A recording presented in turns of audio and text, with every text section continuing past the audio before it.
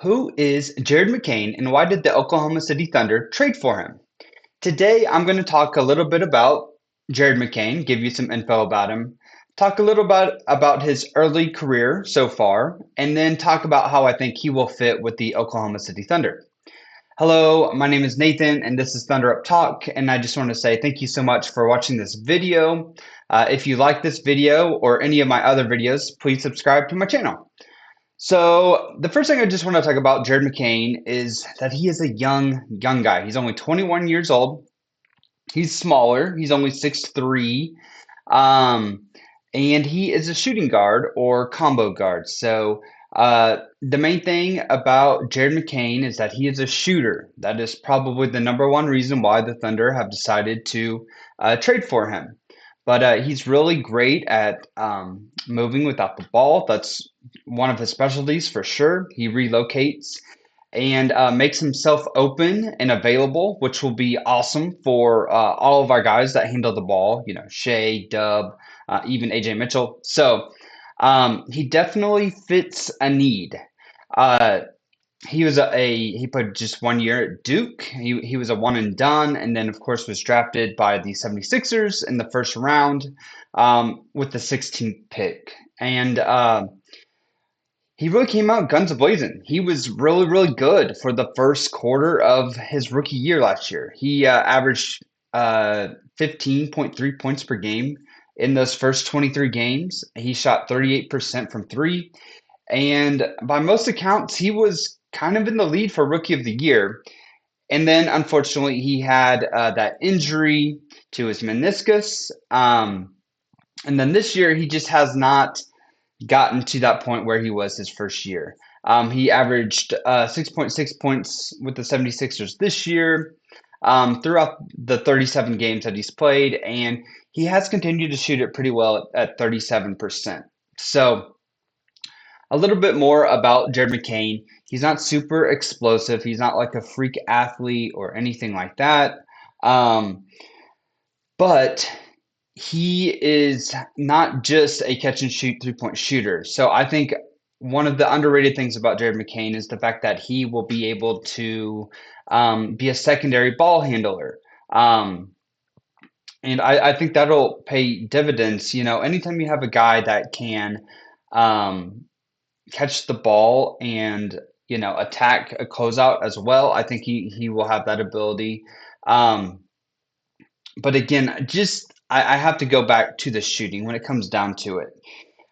There's a stat out there that he is 44% from open threes, and for a team like the Thunder, whose 3-point percentage as a team is, um, it's so volatile. It can be so good for a game or two, and then we'll have like several games where we just do not shoot good at all. So there's a huge range. And I think having a guy like Jared McCain to bring in and just kind of raise the floor of our outside shooting a little bit that, um, you know, hopefully in theory, we won't have as many poor shooting games from deep.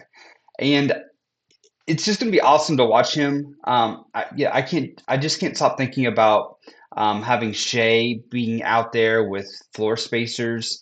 Um, he'll maybe like a lineup of him, Shea, Chet, McCain, even probably J Dub, and then even an Isaiah Joe. That would create so much space that would allow Shea to just work and get to the rim. And at that point, it would just be pick your poison, which most of the time it will probably be the defense will probably decide to double team Shea. But if we have guys out there that can really impact our team by hitting open threes, it'll make a huge difference for us. Um, yeah. So one thing I want to talk about, and I just feel like this has not been stressed enough. Um, by all accounts, he is a super hard worker, Jared McCain is.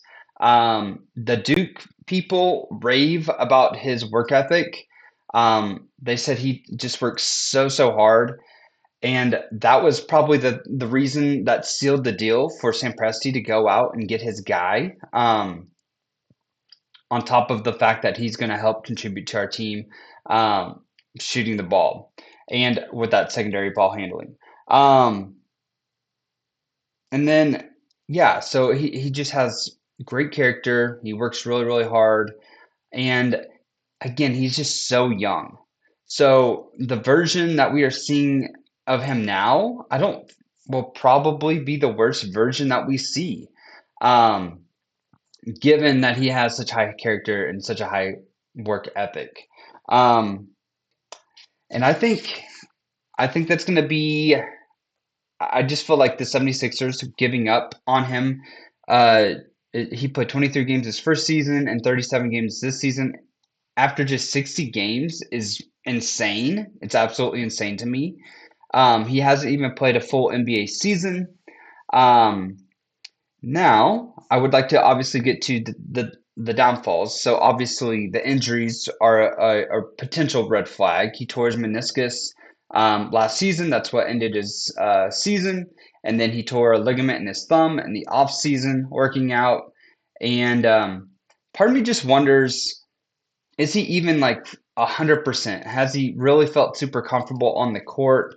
And the fact that he's had these injuries and has only played just basically three-fourths of an NBA season gives me hope that once he gets healthy, we can really use this guy and improve, like help him improve. And then the other thing is he's not like a point of attack defender. He's a smaller guy. He's not going to be the guy that um, is going to be guarding any of the best players on the team on the perimeter. And in fact, if he's playing significant minutes in the playoffs, he might be a guy that they honestly attack a little bit.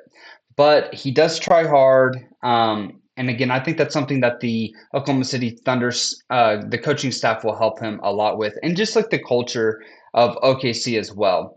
Um, so yeah, I anything that is a negative toward him, whether it be injuries, his size, defense, I think his shooting, his IQ, his work ethic will all more than make up for any of his potential downfalls. So I'm excited to see what this guy can do.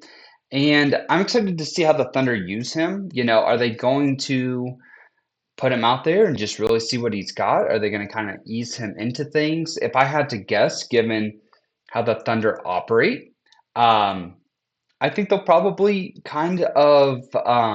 I think they'll ease him into things. I don't think they'll push him out there, and I think they'll just see how he goes. I think that's great because it doesn't put too much pressure on him.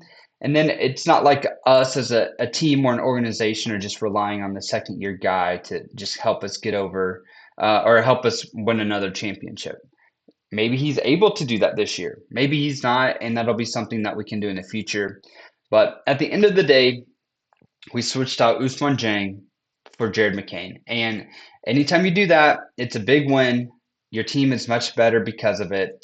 And yeah, I think it's so exciting to think about at the very worst, I think we have another Isaiah Joe. Like, and that's still super beneficial for our team. At McCain's best, do we have like a guy who's a borderline all-star? Do we have a guy who is like maybe coming off the bench and can be a sixth man? Um, Coming off the bench with AJ Mitchell, I mean, how great do we have it?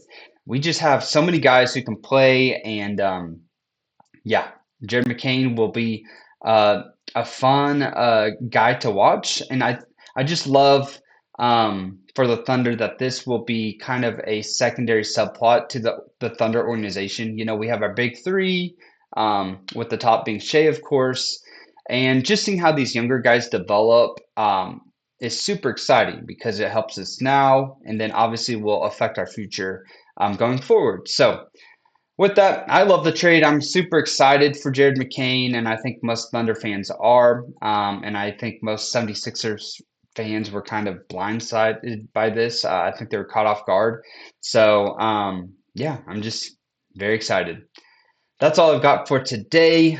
Again, my name is Nathan, and this is Thunder Up Talk, and I hope you have a great day. Bye.